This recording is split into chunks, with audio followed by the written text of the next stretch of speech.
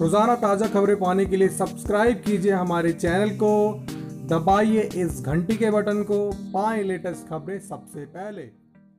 मौसम विभाग ने जारी की चेतावनी, इस सप्ताह इन इलाकों में हो सकती है भयंकर बारिश। दोस्तों, हाल ही में मौसम को लेकर ताज़ा जानकारी मिली है कि इस सप्ताह भारत के कई इलाकों में भारी बारिश के अलावा धूल भरी आंधी चलने के साथ आकाशीय बिजली भी गिर सकती है।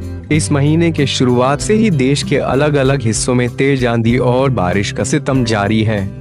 अब मौसम विभाग की तरफ से मिल रहे ताज़ा अपडेट के अनुसार कमजोर बड़ा मानसून दोबारा से अपनी रफ्तार पकड़ने लगा है तथा बिहार और सिक्किम की तरफ तेजी से बढ़ रहा है। मौसम विभाग के अनुसार देश के अलग अलग इलाकों में अगले सप्ताह तक भयंकर बारिश हो सकती है।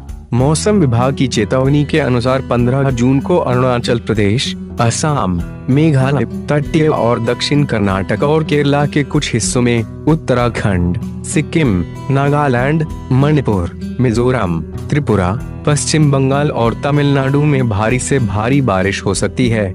मौसम विभाग ने जानकारी दी है कि इस सप्ताह देश के कई राज्यों में बारिश हो सकती है, जिसके कारण दिल्ली, यूपी और बिहार के लोगों को गर्मी से राहत मिल सकती है।